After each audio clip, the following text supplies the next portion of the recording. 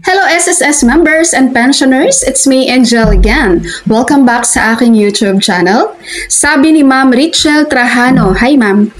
Sabi niya, ma'am, next naman po, rules sa SSS yung may disability. Thanks po. Okay, number 1, meron po tayong dalawang klase ng disability sa SSS. Yun po ay partial permanent disability and total permanent disability. Pag sinasabi po nating partial, guys, ibig po sabihin yung disability niya or injury niya ay hindi po hadlang para hindi siya makapagtrabaho ulit, no? May chance pa rin na makabalik siya sa kanyang trabaho. Ang total permanent disability naman, ito yung wala na talagang kakayahan pang bumalik pa sa trabaho. Naputulan ng dalawang kamay, naputulan ng dalawang paa, nawala ng dalawang paningin. Number 2, kapag ikaw po ay partial disability, meron lang po itong duration period. Let's say for example, approve sa'yo ni SSS ang 6 months lang na ikaw ay partial disability. Okay? And then after ng 6 months, kapag hindi ka pa rin, wala ka pang kakayahan pa o di mo pa kayang bumalik sa trabaho, pwede ka pong mag-re-apply kay SSS. Pero take note, kailangan mag-present ka ng updated na medical mo and si doctor pa rin ni SSS guys ang mag-i-evaluate, mag-a-assist doon sa iyong medical records. At ito pong mga partial disability natin kay SSS guys, pwede po ito silang magtrabaho pag kaya na nila habang tumatanggap pa po sila ng pensyon kay SSS. So marami pong cases dito na approve sila for partial disability pension tapos bumalik na sa trabaho kasi kaya na nila. So habang nagtatrabaho, nire-receive pa rin nila yung partial pension nila with SSS. So let's say 6 months ang binigay na partial disability sa'yo ni SSS. If 4 months pa lang, na-evaluate mo na yung sarili mo, kaya ko na palang magtrabaho, nakakuha ka na ng fit to work. Okay? Habang nagtatrabaho ka, marireceive mo pa rin yung 2 months na to. Kasi yan na yung approve sa'yo ni SSS bilang benefits mo as a partial disability pensioner. Okay po? So yun po sa partial. Sa total permanent disability naman guys, yan po ay lifetime pension. No, kapag pasok kayo sa requirements, sumama, i-discuss naman natin yan. Lifetime pension na po yan. Habang buhay ka, makaka-receive ka po ng iyong monthly pension with SSS. Pero, take note po, total permanent disability ka, di ba? Tapos, pag nalaman ni SSS na ay nakakapagtrabaho ka na pala ulit, so masususpend po yung pension mo as total permanent disability. Number 3, ito na. Para sa ating mga partial or total disability pension dyan, monthly pension po ang matatanggap nyo with SSS kapag meron po kayong at least 36 months na contributions bago ang semester ng iyong disability. At lump sum lang ang makukuha mo kapag hindi ka umabot ng 36 months bago ang semester ng iyong disability.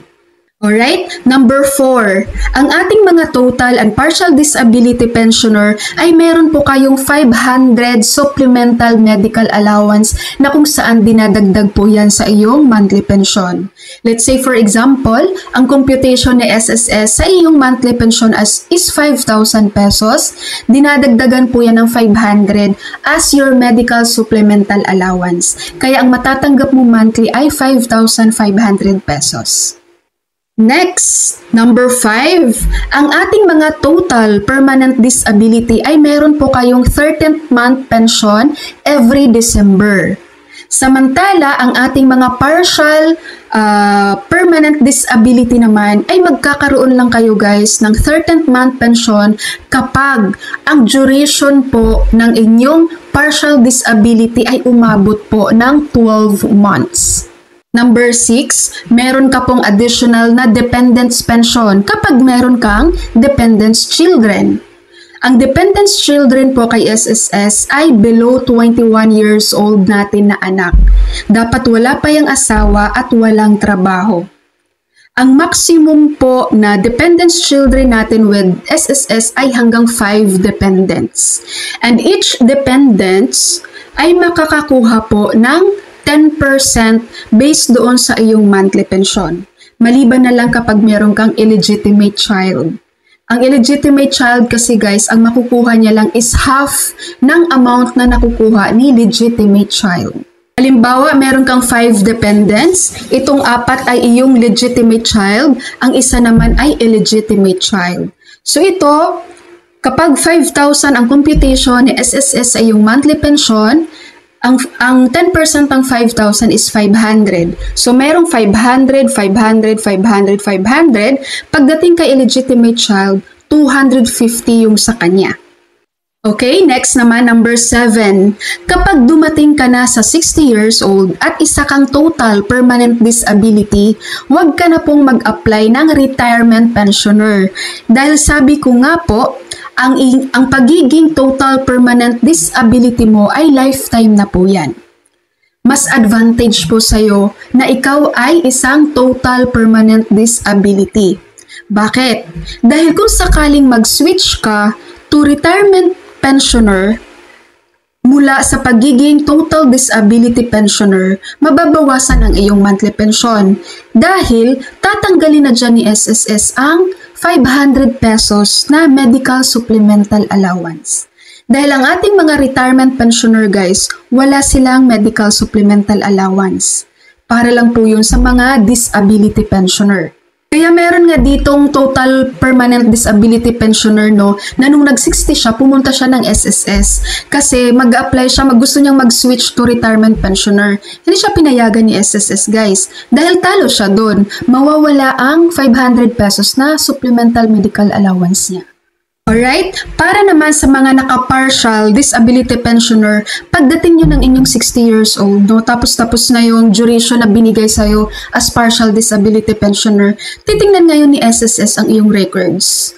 Sapat pa ba ang iyong contributions? Pasok ka pa ba para ikaw ay magiging retirement pensioner with SSS?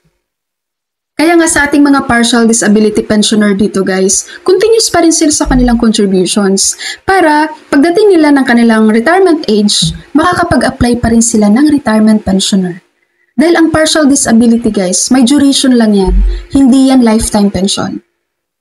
Okay, next number 8. In case na mamatay na si total disability pensioner, kapag buhay po ang iyong primary beneficiary, kung saan ito yung legal spouse mo at below 21 years old na anak, magpapatuloy po siya ng kanyang monthly pension.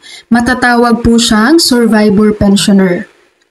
Pero kapag wala ka ng primary, wala ka ng asawa, wala kang below 21 years old na anak, at buhay pang secondary mo, magulang, or kaya naman, pagpatay na si magulang, ang iyong designated beneficiary.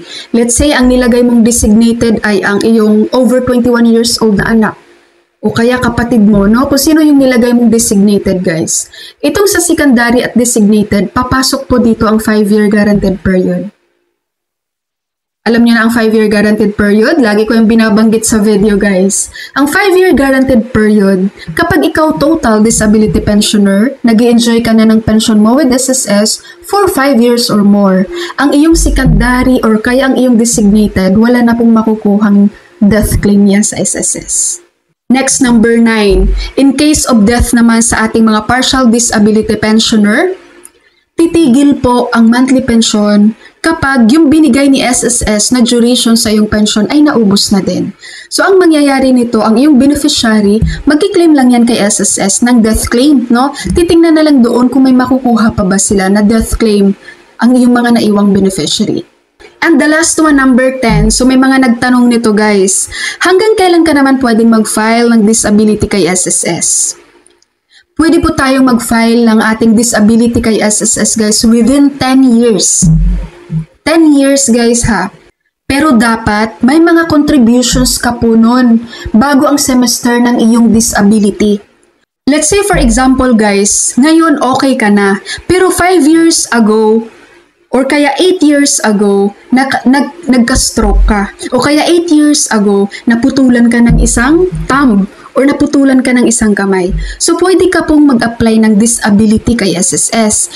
Pero dapat, yung semester bago ka nagka-disability, guys, may mga contributions dapat yun.